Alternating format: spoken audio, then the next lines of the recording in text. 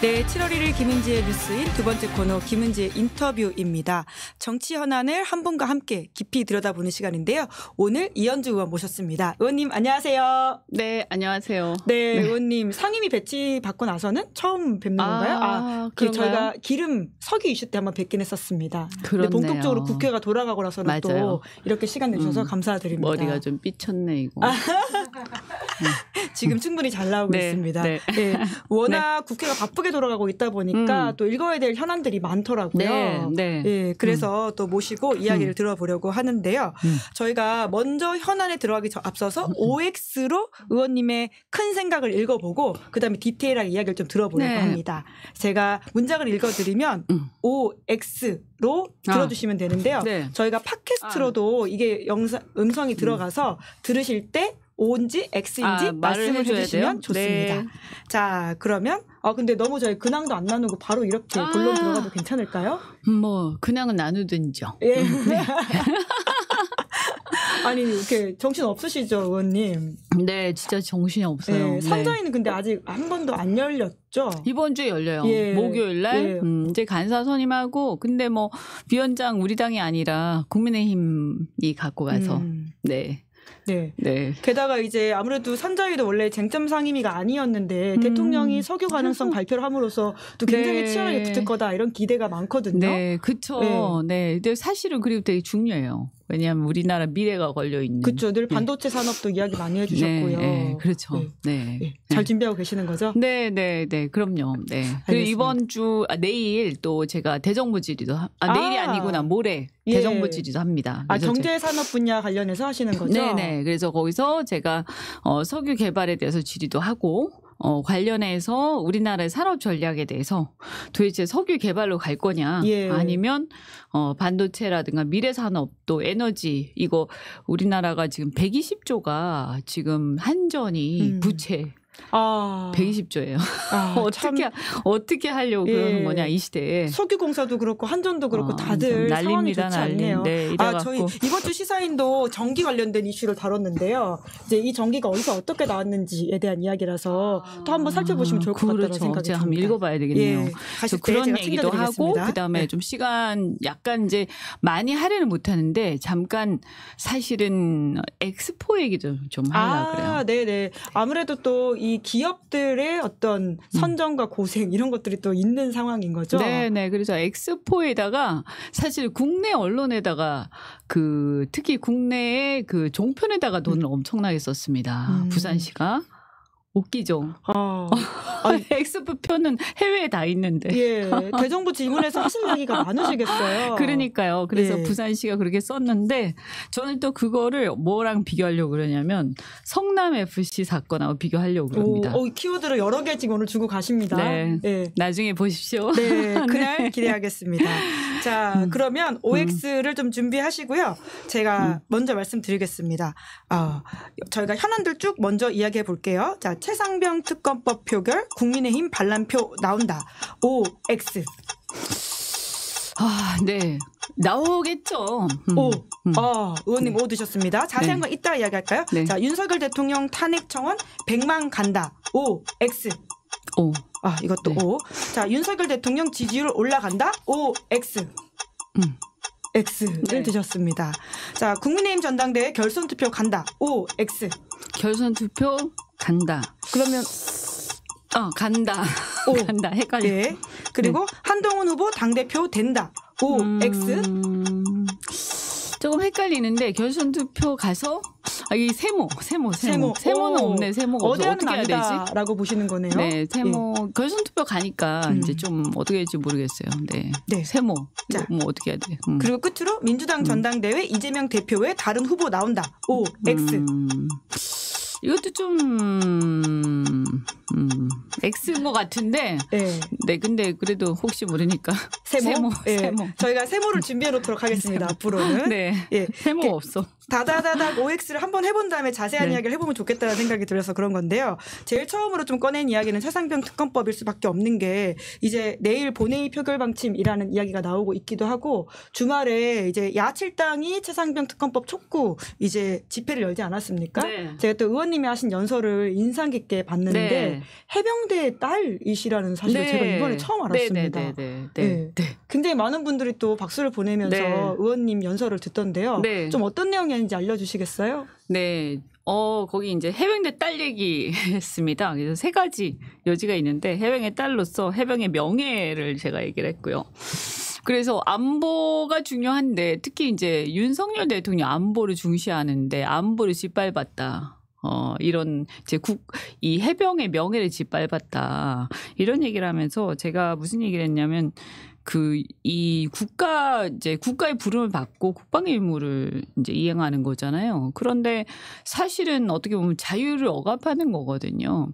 그런데 뭐 이게 국방의 의무 때문에 징집돼서 자기 자유가 제한되면서도 사실 어떻게 보면 뭐 하고 싶어서 가는 건 아니잖아요. 그리고 하고 싶어서 보내는 건 아니거든요.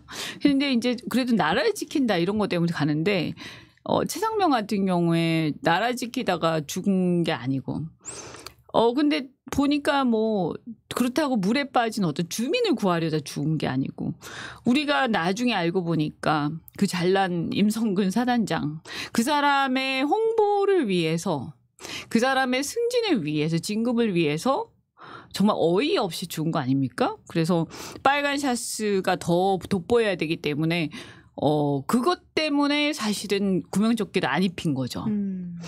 그리고 그것 때문에 돋보여야 되니까 손을 잡으면 안 되는 거예요, 서로. 그 상황을 한번 생각을 해보세요. 그러니까요, 젊은 해병들이 그 상황에서 그런 상태로 물에 들어가고 싶었겠어요? 이게 노예도 아니고 말이죠. 이게 피가 거꾸로 쏟는 거예요. 그 상황을 생각을 해보면요. 그러니까 저는 뭐 수사 외압 그 이후에 여러 가지 분노하는 지점이 있지만 저는 그 상황, 그런 상황에서 아이들, 제 입장에서 보면 아이들이잖아요. 우리 아들들이에요. 엄마의 입장에서 피가 거꾸로 쏟는 거예요. 우리 아들들을 그렇게 소중한 아들들을 국가를 지키라고 보내놨더니 국민을 지키거나 국가를 지킨 게 아니라 그놈의 그놈들의 잘난 진급을 위해서 우리 아들들을 그런 용도로 썼어? 그래서 물 안에 집어넣었어? 이 미친놈들아 이거지. 정말요. 저는요. 달려가서요. 멱살잡이 하고 싶어요. 달려가서.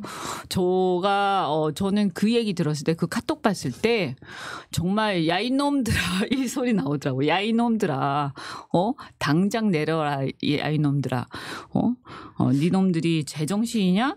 이게 엄마들의 생각이고 그래서 이거는 무슨요 뭐가 지가 잘했고 잘못했고 당장 그래서 대통령이고 나발이고 임성근 사단장이고 누구가 가네요.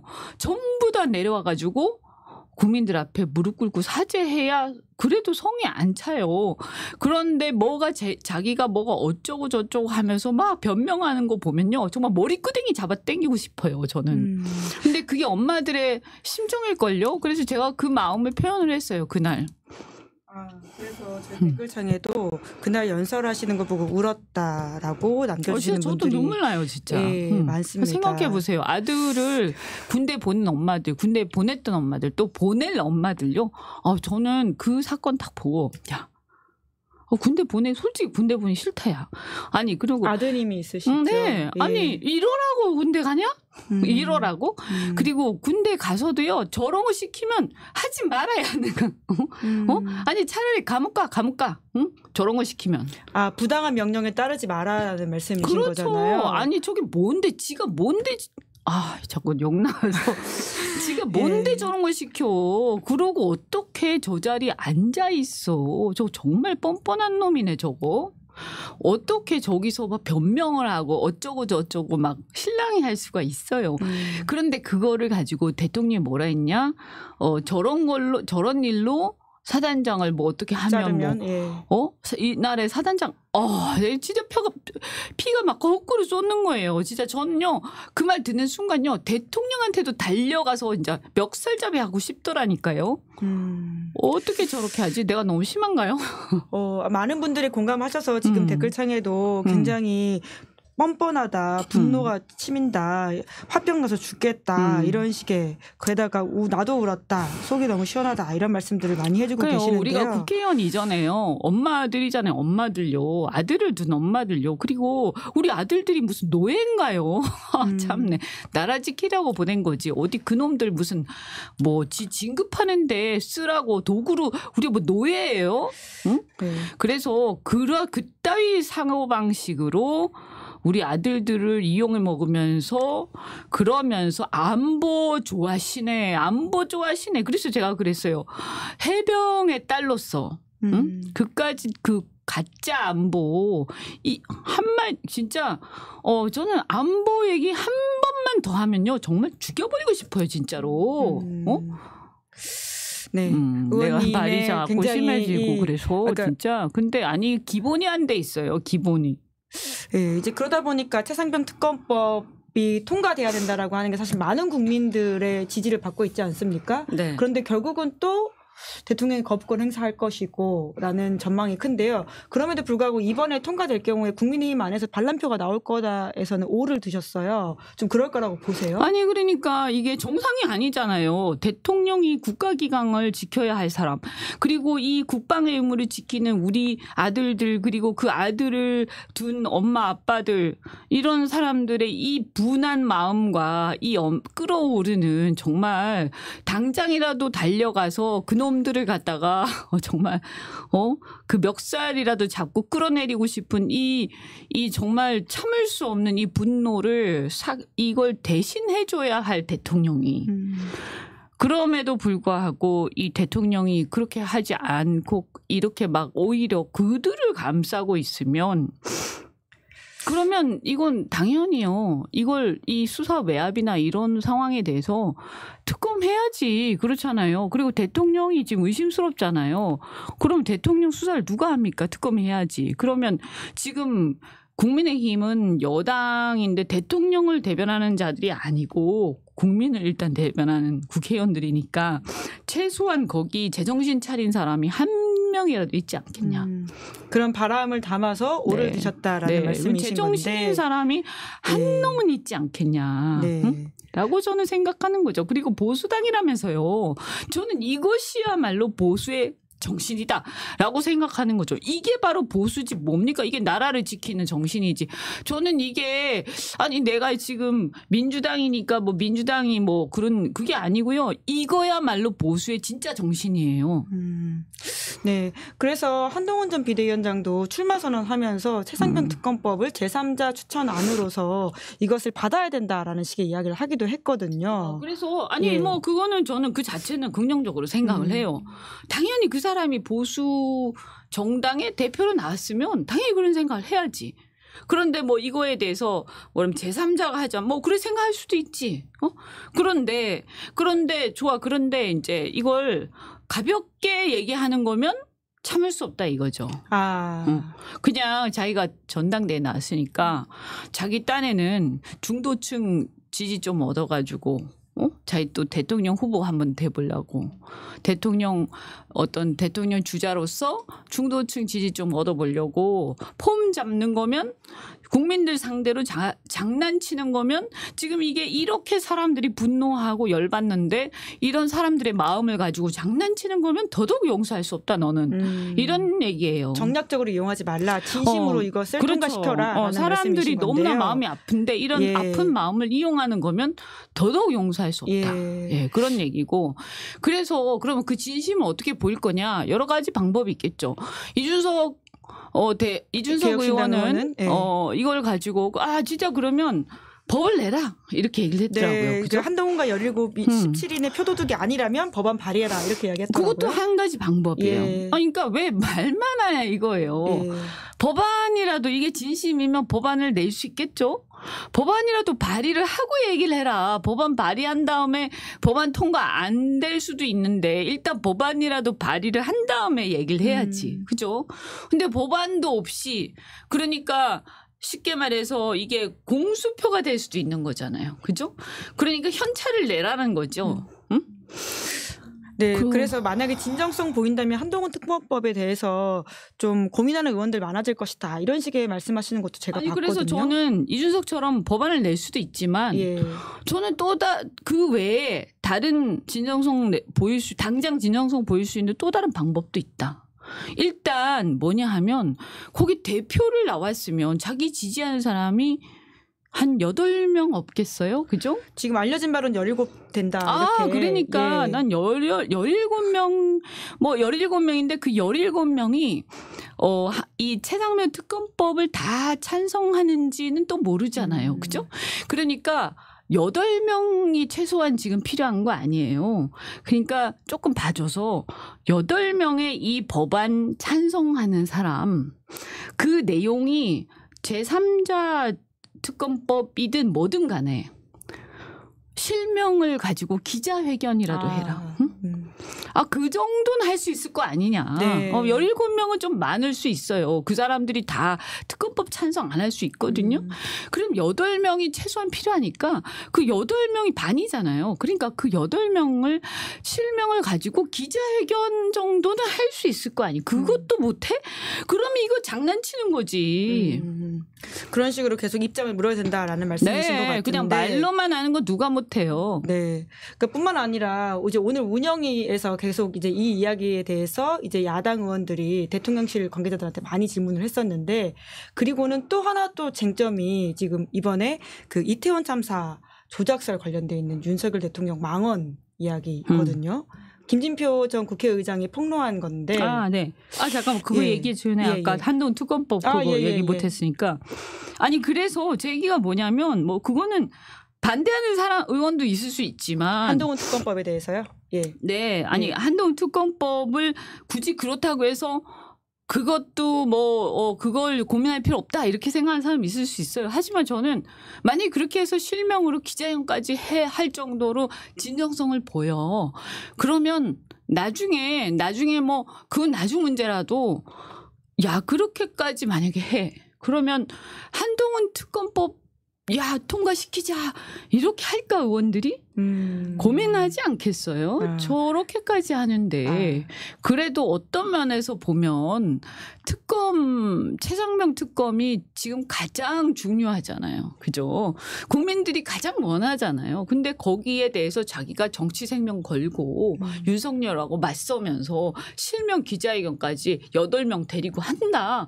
그런 정도로 어떤 정말 용기가 있다. 그러면 저는 박수 칠 것 같아요. 진짜. 네. 그럼 진정성 오케이 인정해. 그러면 한동훈 특검 정말 그거 사실은 내가 비난받을 수 있지만 그럼 나는 좀 고민할 것 같아. 그러면 우리 당에서 나 좀 비난 받을 것 같아요. 솔직히 말씀드리면 그래도 저는 고민할 것 같아요. 그 정도로 최상병 특검법에 대해서 이렇게 여당에서 입장이 나오고 변화를 실제적으로 만들어내는 게 중요하다는 말씀이신 그럼요. 거잖아요. 아니 뭐 세상에 어떻게 우리가 모든 거를 우리 마음대로 할 수 있겠어요. 그렇잖아요. 때때로는 또 타협할 수도 있는 거 아닙니까? 근데 그 정도는 해라 이런 거지. 그 정도도 안 하면서 무슨 말로만 말이지. 8명 데리고 와서 실제로 최상병 특검법 통과가 된다면 한동훈 전 비대위원장에서 다르게 평가할 수 있다. 그리고 뭐 제3자 특검법이라든가 이런 내용을 얘기하는 것도 일단 실명을 가지고 딱 들이대고 나서 그리고 나서 내용을 얘기를 해야 우리가 그 내용에 들어가서 협상도 하고 하는 것이지 뭐 그런 것도 하나도 없으면서 뭐 3자가 어쩌고 저쩌고 말로만 하면 우리가 그 3자에 대해서 어떻게 협상을 하겠어요. 그죠? 8명 가지고 딱 얘기하면 그때는 아마 저는 우리 당의 원내대표나 지도부도 아마 대법원장이든 변협 회장이든 그 부분에 대해서 진지하게 의원들하고 논의할 거라고 봅니다. 그 정도로 부글부글하는 이 민심에 대해서 이현주 의원님이 잘 전달을 해 주신 것 같은데 제가 이 이야기를 하다가 다시 잠깐 넘어갔었는데 사실 또 다른 쟁점 오늘 운영에서 나온 또 중요한 이야기 중에 하나가 이태원 참사 관련된 이야기거든요. 네.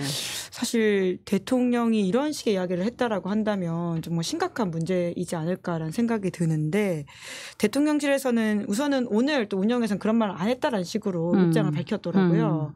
좀 어떻게 보십니까? 얘기를 안 했는데 아니 땐 굴뚝에 연기가 났을까요? 그럼 뭐 김진표 의장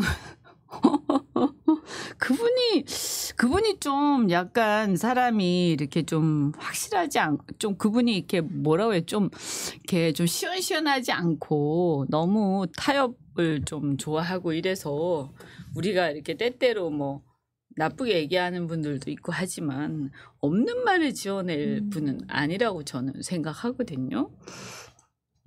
너무 이렇게 유해서 문제죠. 그죠? 그런데 그런 사람이 왜 이런 얘기를 했을까요? 그리고 그런 생각을 했기 때문에 사실 계속 대통령이 이 문제에 대해서 미온적인 반응을 보이는 게 아닐까요? 그죠? 이상민 장관을 경질하지 않는다던가 이런 걸 말씀을 하시는 거죠. 네.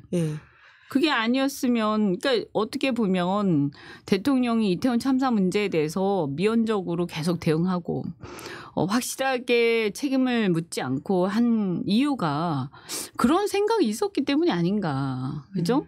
어쨌든 뭐 100% 뭐 이게 어떤 조작이다. 라고 했는지 아니면 조작일 가능성이 있다. 조작일 여지가 있다. 이렇게 얘기했는지 뭐 뉘앙스는 잘 모르겠지만 그런 생각들을 했기 때문에 의심했기 때문에 그런 거 아니겠어요? 가능성을 언급한다는 것만으로도 2차 가해다라고 하는 게 유가족들 그렇죠. 입장이거든요. 그러니까 그렇게 얘기를 했겠죠. 그죠? 네. 그러다 보니까 지금 이 김진표 전 의장의 폭로가 나온 이후에 대통령 탄핵 청원 서명이 더 불붙고 있다. 이런 보도들이 있습니다. 그래서 저희가 직전에 확인했는데 이제 80만을 넘어가고 있거든요. 이 현상은 좀 어떻게 보세요? 저는 뭐 이제 코로나 팬데믹 이후에 이 비대면으로 이렇게 대체되는 그런 게 있기 때문에 과거에는 광화문 광장에 나가서 사람들이 촛불을 들고 했지만 지금은 다 바쁘고 또 비대면으로 뭔가를 하는 게 많이 익숙해져 있지 않습니까? 그래서 지금 80만 명이 서명을 했다. 그러면 80만 명이 광화문 광장에 나가서 촛불을 들었다. 이렇게 보면 80만 명이 촛불을 든 것이다. 네, 실제로 그렇게 보면 된다. 이렇게 생각합니다. 그럼 이에 대해서 민주당은 어떻게 좀 대응해야 된다고 보세요? 어쨌든 이 문제에 대해서 진지하게 받아들이고 절차를 밟아야 되겠죠. 절차를 밟는다면 어쨌든 뭐 법사위에서 이것을 이제 심사를 하고 해야 되는데 다만 이제 그렇다 해서 이제 이것이 그러면 탄핵 의결이 되냐 이거하고는 또 다른 문제잖아요. 그렇죠. 그죠? 탄핵 의결은 정적수가 있으니까 그래서 또 마찬가지로 200석이 필요한 거잖아요. 또 헌재에서 인용이 되는 것은 또 헌재 재판관들이 또 인용을 해야 되는 것이고 그래서 너무 또 급하게 서두를 경우에는 우리가 민심보다 먼저 가는 것은 조금 탄핵같이 이런 사건에서는 민심보다 먼저 가야 하는 것은 또 잘 안 되거든요. 그래서 이런 경우는 어쨌든 민심을 약간 반발짝 따라가야 맞다고 저는 생각을 해요. 그래서 어쨌든 민심을 살짝 따라가는 게 맞다. 그래서 조금은 우리가 지켜볼 필요가 있지만 그러나 절차는 어쨌든 하는 것은 해야 된다라고 생각합니다. 그럼 이 민심을 대통령은 어떻게 받아들여야 된다고 보세요? 80만 명이 아까 촛불 든 거나 마찬가지라고 하시지 않으셨습니까? 그러니까 한마디로 이렇게 봐야 되겠죠. 이미 대통령에 대해서 레임덕은 이미 온 거고 대통령에 대한 신뢰는 이미 이제 국민들이 이제 거둔 거죠. 거두고 특히 아까 이 계기가 이제 급격하게 이런 탄핵에 대한 이 청원이 이제 이루어지게 된 계기가 이 조작설에 대한 어떤 대통령의 어떤 믿음 이런 것들을 듣고 나서 더 그렇게 된 거 아니에요. 그 뭐냐면 대통령이 정상적인 사고를 하는 게 아닌 것 같다 이런 거잖아요. 근데 여기서 이게 비단 이태원 참사에 대한 것 때문만은 아닐 거예요. 그러니까 국민들이 뭐냐 하면 대통령이 이태원 참사만 그런 게 아니라 보면 이거 하나를 보면 열을 아는 것처럼 뭐가 이렇게 정상적인 국정 운영을 정상적 사고나 정상적 기준과 잣대로 하는 게 아닌 것 같다. 그러니까 사리 분별을 상식적인 차원에서 하고 있지 않다. 그러면 이런 상태에서 지금 국정이 정상적으로 이루어지고 있겠냐라는 걱정을 국민들이 하시는 거죠. 네. 이것만 그런 게 아니라 이런 이태원 참사뿐만이 아니라 최상병 사건 이것도 그렇고 모든 사건 사고뿐만이 아니라 경제, 사회문화 뭐 모든 국정의 운영이 지금 정상적으로 이루어지고 있는가? 아까 제가 잠시 얘기했지만 그 엑스포? 아니 기가 막힌 일 아니에요? 정말 이게 무슨 이런 있을 수 없는 이게 웬만한 상식적인 수준에서 운영을 하더라도 저렇게 안 될 텐데 하는 그 29명밖에 안 됐잖아요. 네, 29표. 예. 29명에 29표. 그죠? 그런데 막 역전한다고 그랬잖아요. 그러니까 이게 대한민국의 대통령이 정상적인 행정과 국정 운영의 어떤 상식적인 수준의 그 절차를 밟고 있지 않다. 의정 갈등을 해결하는 것도 그래요. 지금 지금 거의 지금 벌써 시간이 꽤 됐죠. 올 초에 대통령이 직접 나서서 이제 브리핑도 하고 있었었는데. 네, 의정 갈등을 더 키우고 있잖아요, 지금. 예. 그래서 지금 의료 대란이 일어났는데 야 이거 뭐 우리나라에서 지금 큰 수술이 제대로 될까? 이럴 정도로 그죠? 그러면 우리나라가 얼마나 의료 분야에서 정말 앞서 있던 나라예요. 근데 이제 무슨 큰 병에 걸리면 이제 큰일 나요. 이런 상황이 된 거 아니에요? 그래서 국민들이 지금 이거 안 되겠다. 이대로 가면 나라가 큰일 나겠다. 더군다나 지금 이것도 마찬가지예요. 그 오물풍선. 응? 네, 전반적으로 지금 오물풍선은 어떻게 됐어요? 아니 그 난리를 치는데 그 좋아요. 근데 북한이 잘못하죠. 잘못하는데 제 말은 뭐냐면 그렇게 난리를 치는데 근데 뭐가 해결이 되고 있어요? 뭘 하고 있어요? 아무것도 안 하잖아요. 근데 계속 방송만 하고 계속 경보만 울리는데 군대 가 있는 장병들만 죽을 지경이에요. 그러니까 문제 해결을 전혀 하고 있지 않고 방치하면서 계속 그대로 가고 있어요. 그래서 이 나라가 마비돼 있는 상황. 이다. 그것을 보고 국민들이요 대통령에 대한 신뢰를 접고 이 나라가 그냥 국정이 마비돼 있구나. 대통령이 아무것도 하고 있지 않고 아무것도 하고 있는 정도가 아니라 비정상적인 상황이구나. 이렇게 보고 있기 때문에 저는 그게 바로 지금 이 청원으로 연결돼 있다. 이런 거죠. 그래서 100만 간다에 오를 드셨던 것 같은데 그럼 100만이 아니라 그 이상을 갈 거라고 보시는 거세요?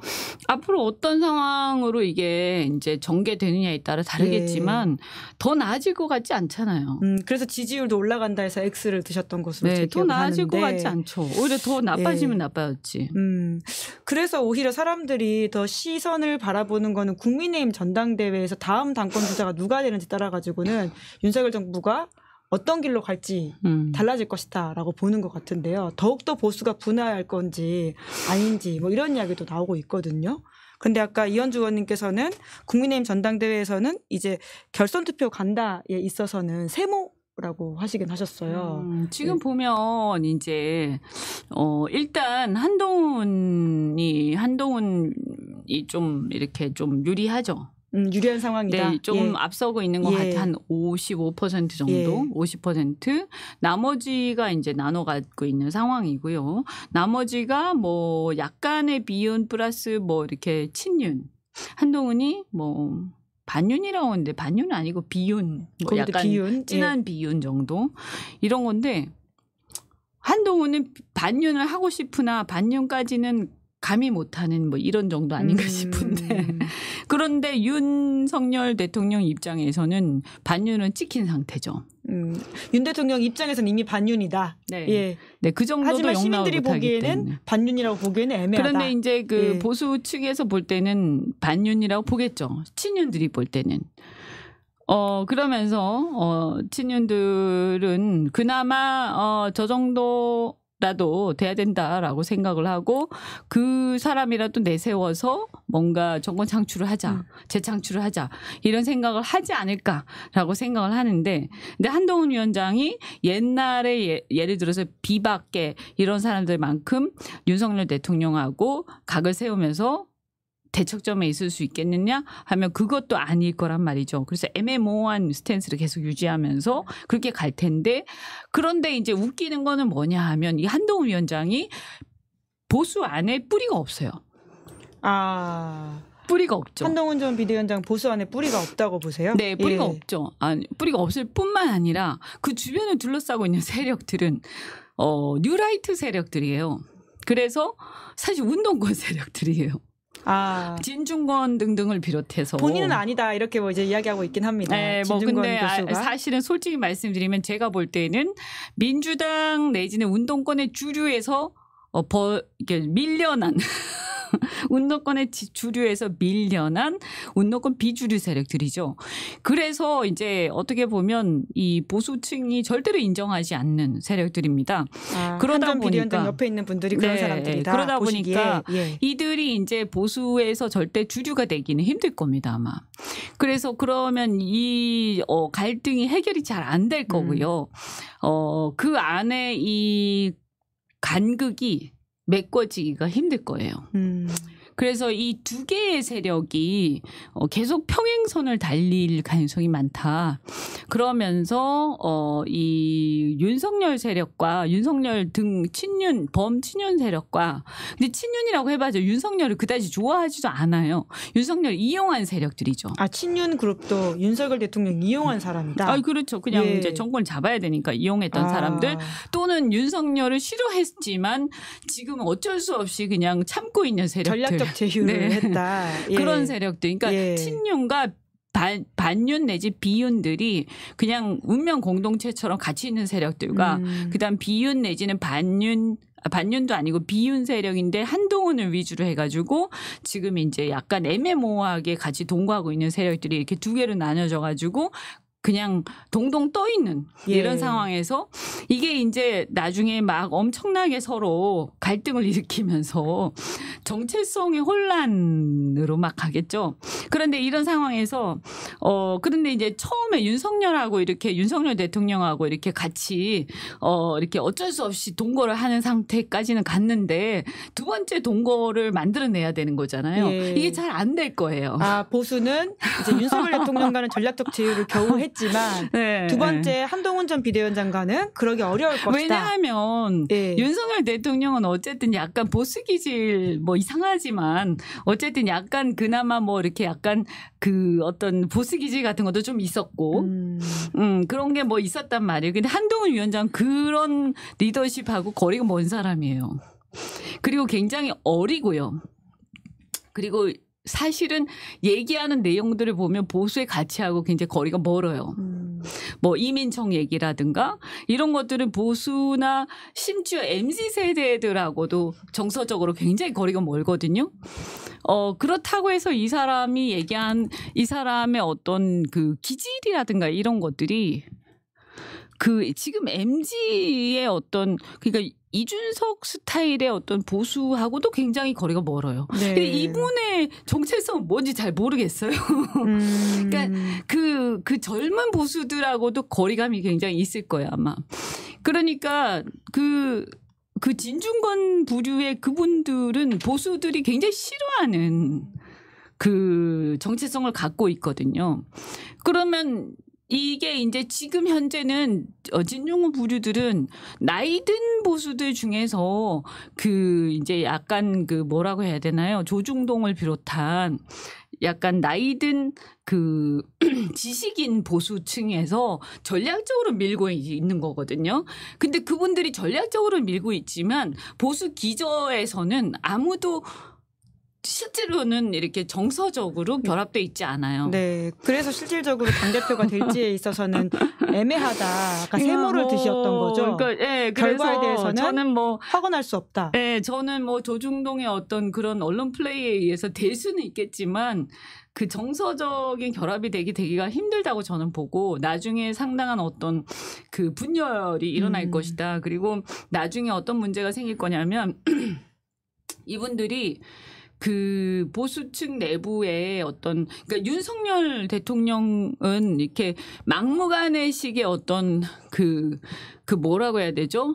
이렇게 보수형 나를 따르라 이런 그 리더십이라도 있었는데 그 이쪽은 한동훈 위원장은 굉장히 가벼운 리더십이거든요. 그러니까 이게 보수층하고 굉장히 안 맞아요. 잘 결합하기 어려울 것이다. 네, 화학적으로. 그리고 굉장히 이렇게 보면 어떤 책이나 이런 데서 이렇게 명언 같은 걸 이렇게 어디서 베껴가지고 그런 거를 막 많이 얘기를 해요. 근데 그게 자기가 체득한 그런 어떤 그 명언들이 아니에요.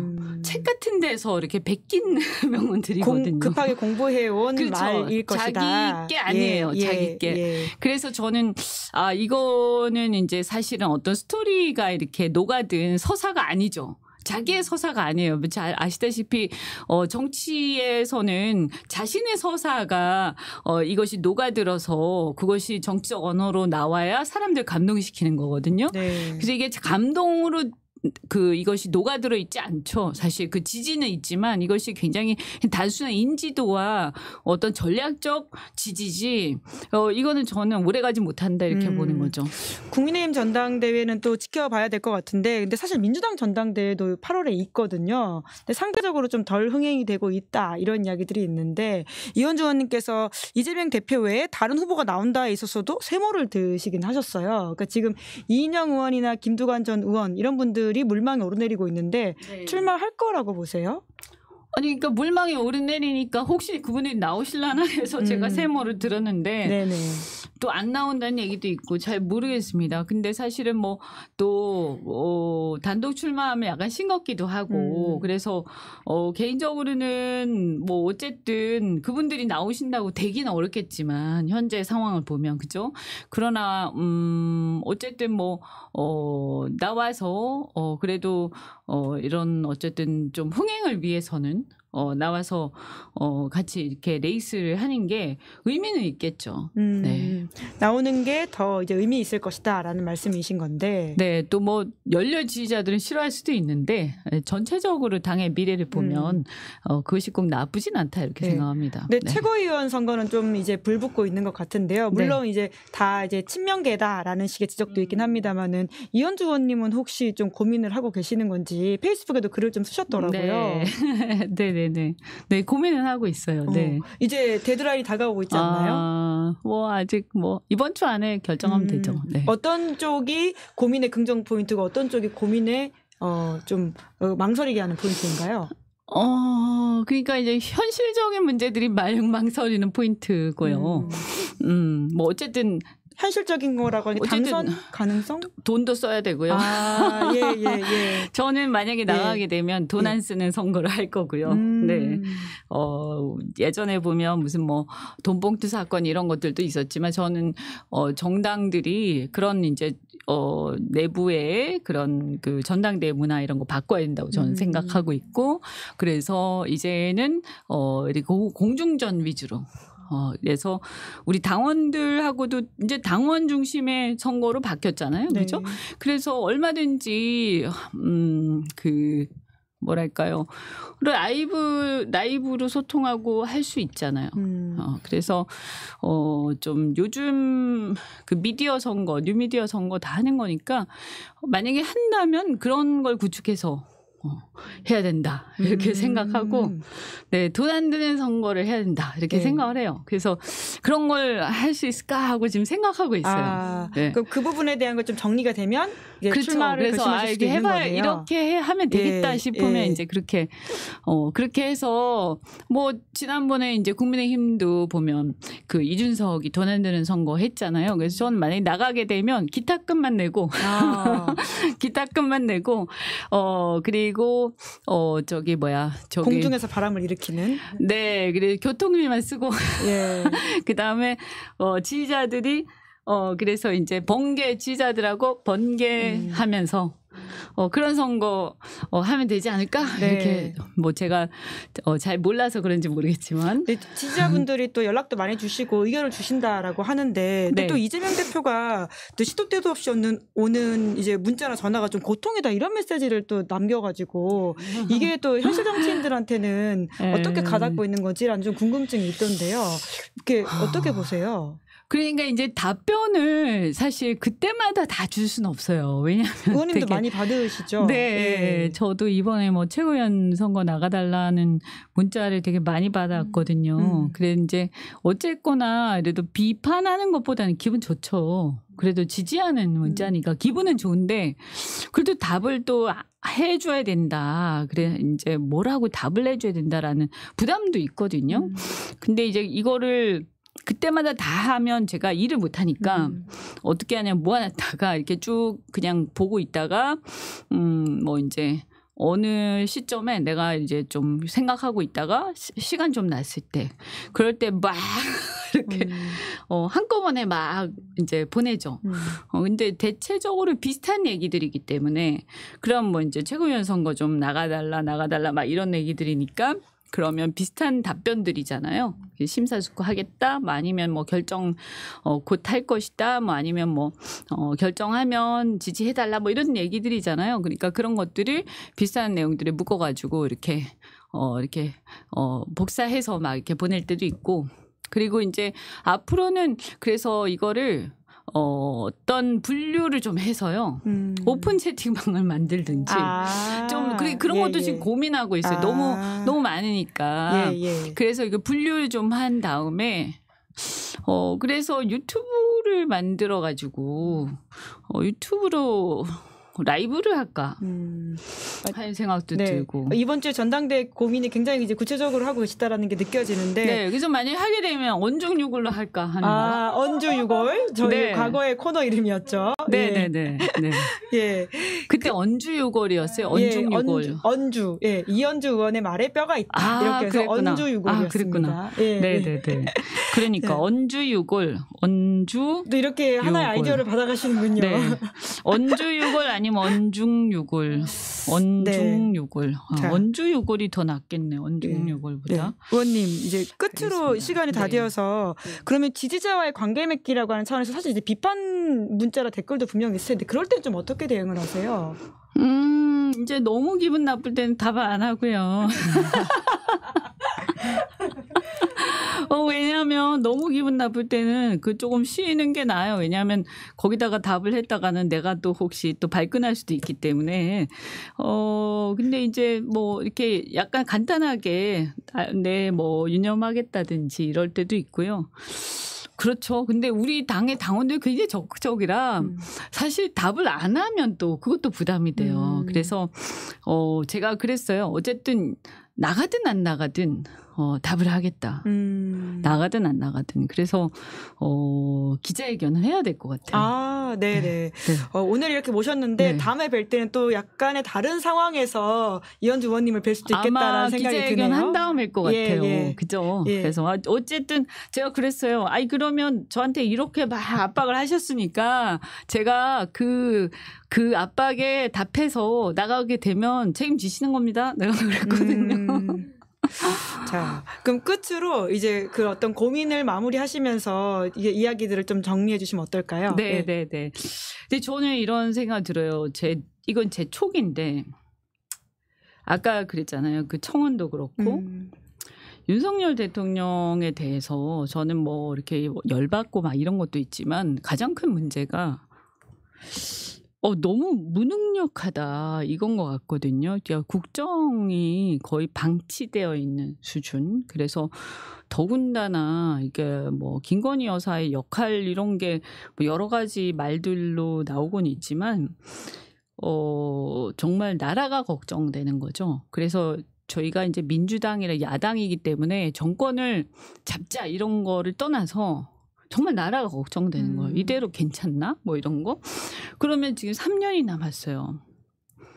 근데 이 3년이 어떻게 3년이 그러면 이 지금 전당대회 이후에 지도부가 2년간 가는 건데 이 2년 동안 무슨 일이 어떻게 일어날지 걱정이 되고 저는 제가 지금까지 박근혜 탄핵도 겪고 여러 가지를 산전수전을 다 겪은 정치인 입장에서 그리고 3선이지만 저는 진짜 많은 것을 봤잖아요. 그리고 이 국민의힘 내부 사정도 잘 알고 이런 관점에서 제가 이렇게 생각을 해보면 무슨 일이 어떻게 일어날지 모르겠다. 그래서 조금 이런 때는 상당히 경험이 많고 노련한 정무적 감각이 있는 지도부가 필요한 건 사실이다. 이런 생각이 들고요. 이재명 대표가 어쨌든 현실적으로 지금 현재 민주당에서 그래도 가장 유력한 대안임은 틀림없잖아요. 그리고 그 지금 이재명 대표의 그 사법적 문제 이게 이재명 대표 개인의 문제가 아니다라고 저는 생각합니다. 그리고 이게 굉장히 억울한 면도 있고 이게 분명히 입장을 바꿔서 국민의힘이라는 저쪽 집단에서 보면 현실적으로 선거를 통해서 자기들이 이길 수 있을까? 그러면 유일한 방법은 사법적 방법을 통해서 이 우리의 그러니까 민주당의 집권을 집권을 포기시키는 방법이 가장 빠른 방법이에요. 그래서 저는 그것을 우리가 만만하게 생각하면 안 된다고 생각을 해요. 그래서 그런 부분도 당의 운명 그게 어쨌든 이재명 대표 개인의 사건이긴 하지만 그냥 단순히 개인의 사건이라고만 치부할 수 있는 문제는 아니라고 생각하고 이 문제를 포함해서 이 지도부가 고도의 정무적 전략적 판단 그리고 저쪽이 되치기 할 수 있는 상황을 포함해서 굉장히 많은 전략적이고 굉장히 빠른 판단할 수 있는 그런 것들을 갖추고 있어야 된다고 생각을 합니다.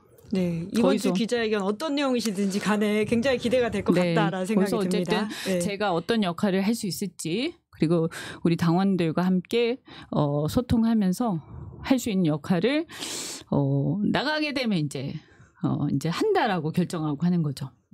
네, 나라를 위해서 좋은 역할을 또 해야 되면 해야죠. 네, 많은 댓글창에서도 또 이제 기대와 응원을 보내주시는 분들이 계시니까요. 다음에 뵐 때 더 말씀을 많이 여쭤보도록 하겠습니다. 네. 이현주 의원님 고맙습니다. 네, 감사합니다. 고맙습니다. 예, 김제 뉴스인 7월 1일 준비한 방송 여기까지고요. 저는 내일 오후 5시에 박성태, 장성철 두 분과 함께 돌아오겠습니다. 오늘 방송 재밌게 보셨다면 구독, 좋아요, 알림 설정 부탁드리겠습니다. 고맙습니다.